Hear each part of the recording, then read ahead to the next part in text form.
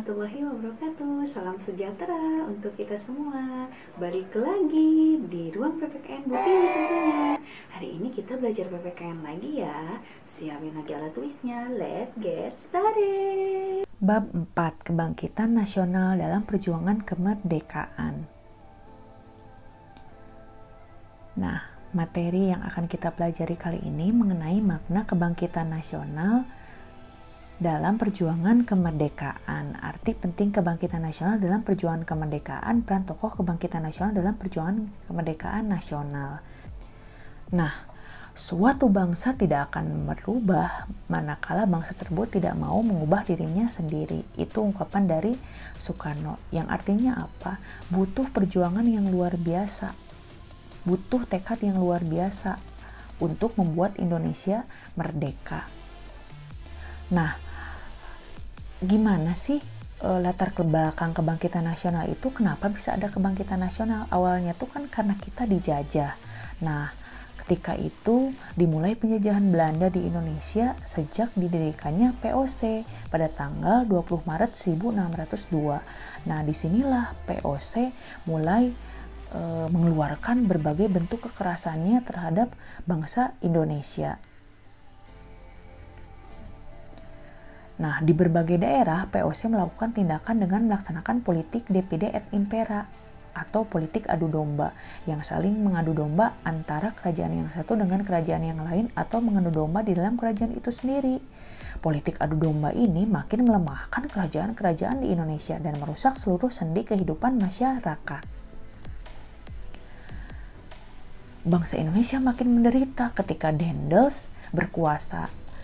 Daendels menerapkan yang namanya kerja paksa atau rodi, salah satunya membangun jalan sepanjang Pulau Jawa Anyer sampai Panarukan untuk kepentingan militer, membuat rakyat makin menderita.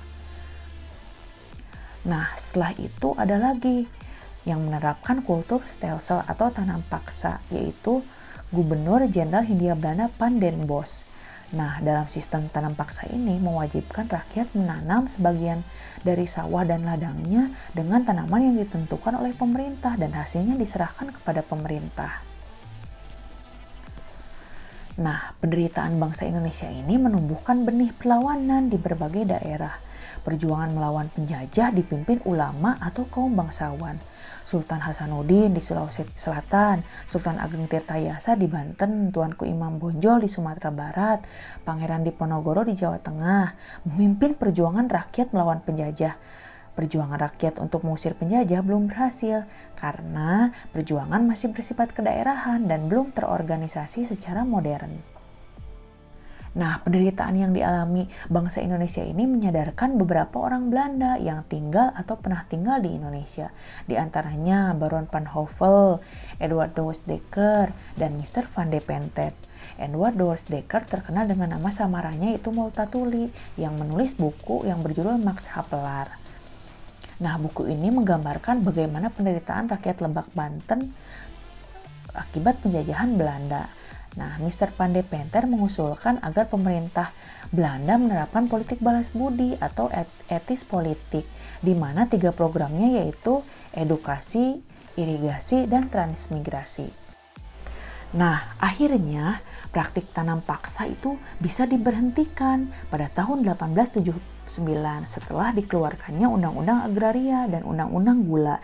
Setelah itu, pengusaha asing diberi hak untuk menanam modal di Indonesia. Nah, kebijakan ini disebut kebijakan politik terbuka. Nah, efek kelanjutan dari kebijakan politik pintu terbuka ini meningkatkan kebutuhan asas tenaga kerja yang cukup terampil dari penduduk pribumi. Dampak positif yang dapat dirasakan dari kebijakan pintu terbuka bagi bangsa Indonesia adalah lapangan kerja yang terbuka lebar. Perkembangan pendidikan masih tergolong sangat terbatas. Akhirnya, tujuan Belanda mendirikan sekolah di Indonesia itu untuk menghasilkan tenaga-tenaga ahli. Nah, sekolah-sekolah yang didirikan Belanda, contohnya pendidikan umum, dari mulai tingkat SD sampai tingkat perguruan tinggi. Nah, kalau ini contoh dari pendidikan kejuruan yang didirikan oleh pemerintahan Hindia Belanda. Nah, ini salah satu sekolah yang didirikan oleh Belanda yang bernama Stopia. di mana Stopia ini adalah sekolah yang melahirkan para kaum terpelajar yang melahirkan kebangkitan nasional. Nah, adapun organisasi pergerakan nasional itu yang paling terkenal adalah 3. Ada Budi Utomo, Sarekat Islam, dan Indische Partij. Nah, Budi Utomo ini merupakan organisasi pelopor kebangkitan nasional, di mana Budi Utomo ini didirikan pada tanggal 20 Mei 1908 yang pada akhirnya dijadikan sebagai Hari Kebangkitan Nasional. Nah, anggota dari Budi Utomo ini adalah para pelajar dari Stopia atau Sekolah Kedokteran Jawa, di mana salah satu pelopornya adalah Sutomo atas saran dari Dr. Wahidin Sudirohusodo. Kemudian ada Sarekat Islam. Nah, Sarekat Islam ini merupakan organisasi bercorak keislaman yang awalnya bernama Sarekat Dagang Islam yang didirikan oleh Haji Samanhudi di Solo. Kemudian ada lagi Indische Partij. Indische Partij adalah organisasi yang didirikan pada tanggal 25 Desember 1912 oleh 3 serangkai, yaitu Douws Dekker, Cipto Mangunkusumo, dan Suwardi Suryaningrat. Nah, kalau Indische Partij ini lebih ke aliran politik ya. Arti penting kebangkitan nasional dalam perjuangan kemerdekaan. Perjuangan bangsa Indonesia sebelum dan sesudah tahun 1908 memiliki perbedaan, di antaranya bisa dilihat dalam tabel ini. Sebelum tahun 1908 dipimpin raja atau tokoh bangsawan dan tokoh agama. Sesudah tahun 1908 dipimpin dan digerakkan oleh kaum terpelajar. Sebelum tahun 1908 masih bersifat kedaerahan. Setelah tahun 1908 bersifat nasional dan telah ada kerjasama antar daerah.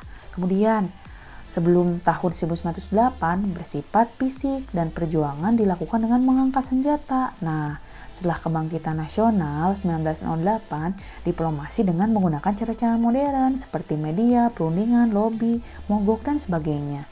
Kemudian, sebelum tahun 1908 terfokus pada pemimpin karismatik. Setelah kebangkitan nasional, memiliki organisasi yang memungkinkan adanya kaderisasi. Sebelum tahun 1908 bersifat reaktif dan spontan. Nah, sesudah kebangkitan nasional, lebih memiliki visi yang jelas, yaitu Indonesia yang merdeka. Nah, kebangkitan nasional atau Harkitnas tanggal 20 Mei memiliki makna, arti, dan sejarah yang menggambarkan perjuangan bangsa dalam meraih dan mempertahankan kemerdekaan Indonesia. Nah, arti pentingnya bagi seorang pelajar apa sih khususnya? Pertama, kebangkitan nasional dapat berarti bangkit dari keterpurukan dengan menyongsong masa depan.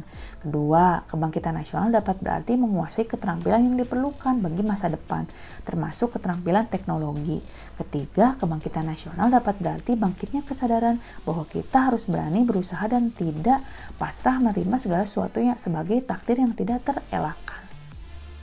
Nah, terakhir, peran tokoh kebangkitan nasional dalam perjuangan kemerdekaan nasional.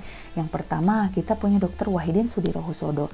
Beliau itu adalah penggagas dari berdirinya organisasi Budi Utomo. Beliau adalah seorang dokter ya. Dr. Wahidin Sudirohusodo itu lahir pada tanggal 7 Januari 1852 di Sleman, Yogyakarta, dan wafat pada tanggal 26 Mei 1917 dimakamkan di Sleman, Yogyakarta. Kemudian Dr. Sutomo. Nah, Sutomo ini adalah tokoh pergerakan nasional yang mendirikan Budi Utomo. Bersama rekan-rekan di Stopia, beliau berjuang untuk mencapai Indonesia merdeka. Terkhusus tujuannya adalah untuk memajukan pengajaran dan kebudayaan ya. Nah, Dr. Sutomo itu mendirikan juga Studi Klub ISB tahun 1924. Kemudian mendirikan juga sekolah tenun, bank kredit, dan koperasi. Nah, Dr. Sutomo meninggal dunia di Surabaya pada tanggal 30 Mei 1938. Kemudian HOS Cokro Aminoto atau HOS-nya singkatan dari Haji Umar Said.